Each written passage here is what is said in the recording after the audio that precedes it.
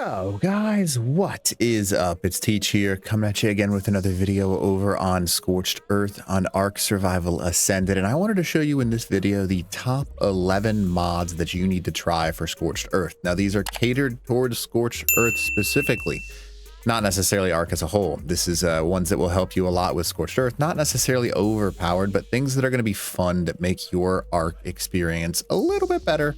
And I'm going to go ahead and show you those starting right now. Now, if you don't mind, smack that like button, leave a comment below for the algorithm, and then consider subbing to the channel. Now, before we do anything else, I'm going to go ahead and show you by going to the actual mod section. So I'm going to go ahead and exit the main menu, and so you can see what they are. Now, these are the 10, or I guess the 11 that I have added onto my Scorched Earth, right? So I'm going to go ahead and go to mod settings, and this is the list of them, and I'll go through them in a second here. Paylory's cryo storage, PG stacking mod, doesn't matter which one, awesome spyglass, their dino finder, awesome teleporters, upgrade station, Velonosaur, Colossus Scorpius, QOL plus, death recovery mod, and shiny dinos ascended. Now let's go ahead and show you and tell you why I selected these as the 11 you want to try out. Now it's actually pretty simple because all of them, and none of these are like super ported over for Scorched Earth, but they kind of just make it a little bit more fun. Now if you haven't heard around, just show you, right? So featured total installs. Some of these are the most installed in the entire game. So this is Paylory's cryo storage. It's basically like cryopods, but actually good. That's what Paylory's cryo storage is. It's an upgraded version of cryopods, so you don't have to worry as much, and they're just much more functional. It makes everything so much better. So it's really more of a quality of life mod than it is an actual Scorched Earth thing, but it's definitely required to actually play the game. Now, the next thing that you're going to want to look into is TG. Now, TG is a person that has made a whole bunch of stacking mods, and these mods themselves basically allow you to stack whatever the number is in front and the amount of weight reduction in the backside. So you can stack up to 10,000 with a 90% weight reduction here, or 1,000 with a 50% reduction, or 1,000 with a 90% reduction.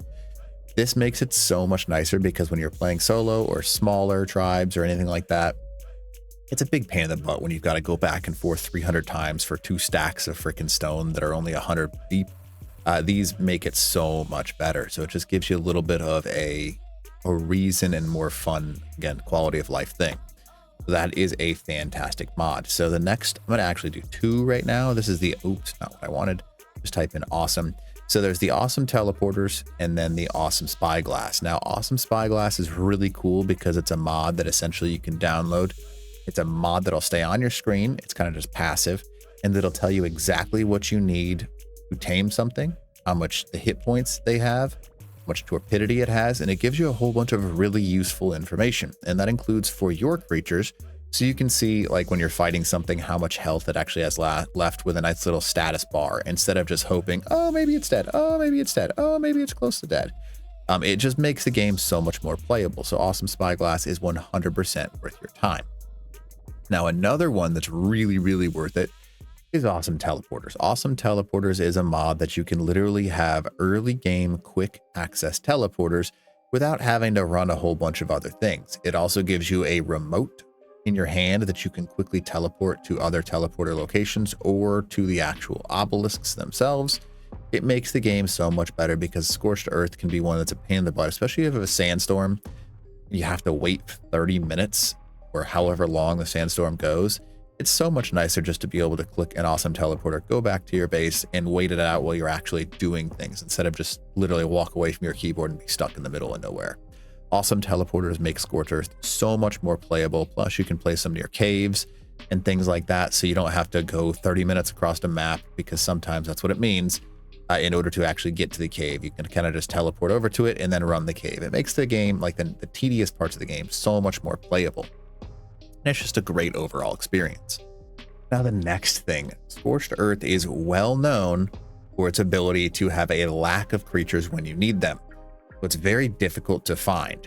Their Dino Finder might be one of my favorite new mods because it's a mod that kind of passively gets added, just like you can see right here, to your map. And what you can do in the bottom right side, this Dino Finder is going to let you search for any creature that is actively on the map, and then it's going to let you ping where those creatures are. So things like queen bees, oasisaurs, Facilosuchus, wyverns, rock golems, all those kinds of things are much easier to actually get a hold of when you are going through this map. And it's just a passive thing. You don't notice it unless you go into the map and actually need it. It isn't constantly pinging either, which is super nice.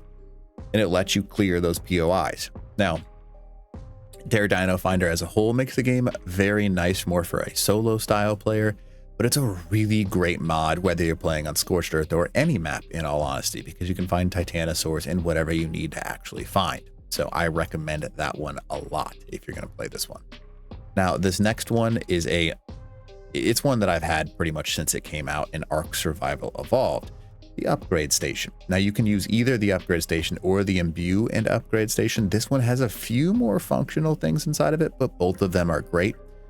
I like to play with the imbue more often than I like just the upgrade station, because the imbue one lets you add additional stats into it and give yourself some like blueprints and stuff like that in order to make some really cool things like increased stamina, increased oxygen, or for Scorched Earth, increased fortitude on something like Flat or Riot, you know what I mean? Because it sucks.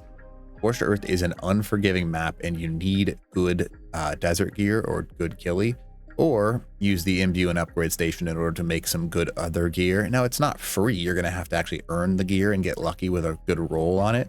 But the imbue and upgrade station is a fantastic mod, or if you just want to use the upgrade station in general as well, both of them are fan-friggin-tastic.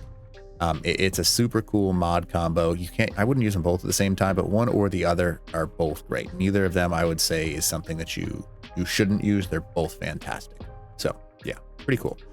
Now, I don't know why they didn't take the opportunity and add in Velonosaurs to Scorched Earth. I mean, we know why, because they want to add them to Extinction, but this would have been such a cool opportunity to add the Velonosaurs and a few of the other desert dinos that were kind of used over on Extinction, but port them over to Scorched Earth. It would have been such a good opportunity, because they could have been on the outside, like the outskirts of the actual game, and it would have been the cool little thing, because as you're flying over to get popped out of the sky by a Velonosaur, it just adds a little bit more features to it. Now, these Velonosaurs specifically are a little bit more powerful, so you do want to watch out for that. They're smaller, so they can fit in caves, which can be useful. They have increased stamina, speed, and spine damage. And then obviously you can see once Extinction released, they'll be overwritten. So it's just like, it's a way to port in the actual Velonosaurs, make them a little bit more powerful, but not broken. I think Ark missed a great opportunity. So I add these in just because I think it's a lot of fun for Velonosaurs to be on a desert-based map. Now, the next creature, they were never going to do this, but I'm going to go ahead and show you anyways. Wow. Colossus. Oh, did I spell it wrong? What, right? Colossus? How do I spell Colossus? I don't really know how to spell it. Scorpius? No. Ow. Colossal.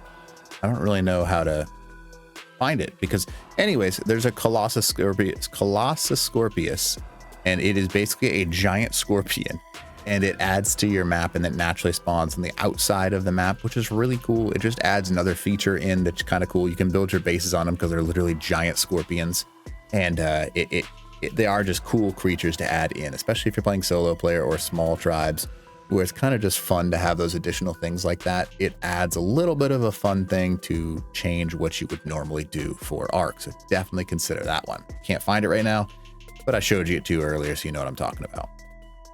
Now, the last two are both incredibly important. One, QOL Plus is going to make your life so much better. If you haven't played QOL Plus yet, you should. It is the best, in my opinion, building structure kind of modifier that you can get in the entire game. It adds in the nanny, it adds in the hatchery, it adds in pulling transfers. Like it adds in so much stuff that is just seamless and works. It's basically, you can see that it's based off of S+. There's plenty of structures from S+. He's got a mutator. There's a whole bunch of really useful structures inside of QOL Plus that don't break the game, but just make it a little bit more playable. So adding these to Scorched Earth is a huge thing. Huge, absolutely massive. You should definitely check out QOL Plus, because it's just one of those mods that everyone should definitely try. But, you know, it is what it is. Now, the next one and the last one on my list, this is probably my favorite overall mod, crossed over from Survival Evolved to Survival Ascended. It's pretty much one that I put on every single server, whether it's PvE, PvP, I'm playing by myself, because it adds in unique creatures that spawn in at random intervals, and you can kind of control how often they spawn in, what they have, that kind of stuff. You can unlock tech from them technically, but they spawn in higher level creatures, kind of like the tech creatures would normally spawn in. But they have special abilities. Some are covered in ice, some are covered in fire, some can explode, some don't explode, some are colorful, some have, you get my point, right? Some are mutated in that regard. It is probably one of the most seamless mods. I think that Ark should have it because it creates a fun little competition too, especially on like an official server where you get something, a message that, hey, this thing has now spawned into the map. No one knows where it is, but you all know that it's there. I think Ark really messed up when they didn't add something like this to their map. There's so many mods with so many great opportunities that just make the game slightly better to play. And I think that by not adding them, Ark is kind of just missing the boat, because unofficial and solo players love these kinds of things. You might be able to pull some of us back into your officials if you start adding some of those unique quality of life features inside of the game itself. But that is the list again, just so you can see them. That's how you spell the Claw. I guess I put 2 L's, whoops. Colossus Scorpius. These are the 11 that I use for me for Scorched Earth. It makes a big difference, but they're all pretty much not seamless, but that you don't notice them very easily. So it just it embellishes how great the Scorched Earth map is, in my opinion. So definitely check them out. And if you don't mind, smash that like button, leave a comment below for the algorithm, and then consider subbing to the channel. And hopefully this video helps you out. But other than that, teach.